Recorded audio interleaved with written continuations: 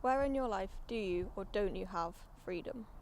I have a lot of freedom in my own mind, which I'm proud of, because I like to be able to think as far as I can about other people's lives and how they work and what their opinions might be.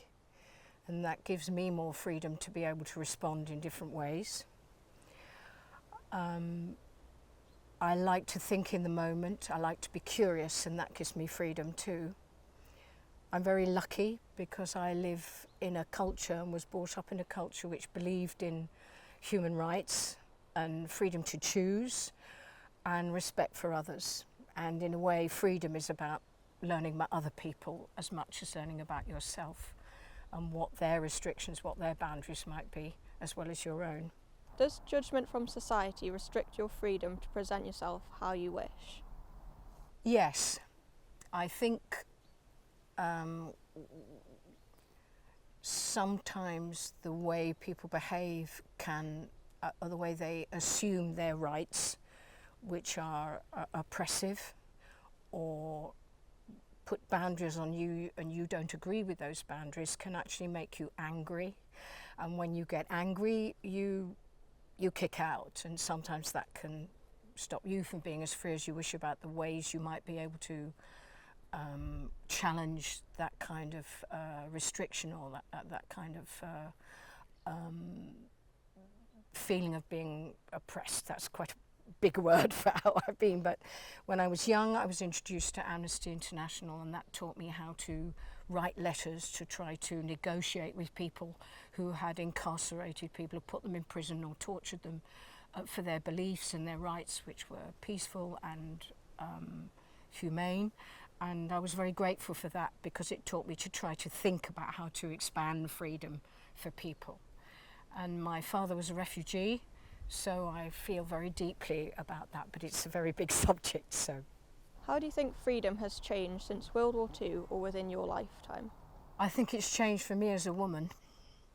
I think I've got a degree, quite a lot more freedom to do as I please. I spent quite a lot of time getting to know women who worked in the war on the land. Some of them lived quite near here, and they worked here in Wooler. And their realisation of what freedom working on the land was giving them gave you a good idea of how restricted their possibilities or their ambitions might be as women. So I would probably immediately, in response to your question, talk about how that has changed, how women can, given the opportunities, of course, follow their ambitions or their dreams or their capacity in a way that perhaps in the 40s they wouldn't have been able to do. And of course, freedom during the war was restricted in a way we probably can't imagine. And I go back to the fact that my father had to come here because, like many people now, his own country wouldn't accept his faith or his culture. So in that sense, I hope that's changed, but I fear very much there's an awful lot still to do about that kind of freedom to be where you want to be, freedom to say what you want to say. So I think we've made some progress, but not probably as much as we think we have in terms of human freedom. And there are still, especially around here, a lot of places where we're not allowed to go because they belong to someone else. And that's an exciting and interesting issue for us to all start to think about. More people in England, more people in the UK, more people wanting to explore, walk around, find out things. How do we make that freedom, literal freedom, possible? How do you think things such as race, gender, disability, sexuality, age or wealth affect yours or other people's freedom? That's like 3 hours. I hope you get lots of wonderful answers from that, because for individual people they're going to be personal responses. For me, I'd probably go back to the sexual freedom. I would probably also say that what I'm watching when I see young people is the strange process of having some choices and not knowing which is right for you. So I would say that that's a big change. racial integration, all that kind of area of getting to know people on the same common ground.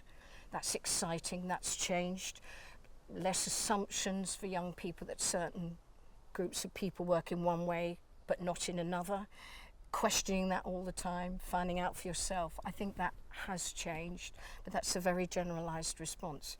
But I would say that the big thing is the more choices you start to have doesn't necessarily mean it's going to be easier for you. Your personal freedom might be something that may take a little bit longer for you to find, because you may have boundaries that go with each choice, or I don't know. That's probably for your generation. Not for mine. I'll stick in the mud now. And can you tell me about a place or places you feel freedom? My garden. My garden gives me the freedom to make radical choices, but there's a dialogue with nature. When you're with something that doesn't care about you, the way you work your freedom is different.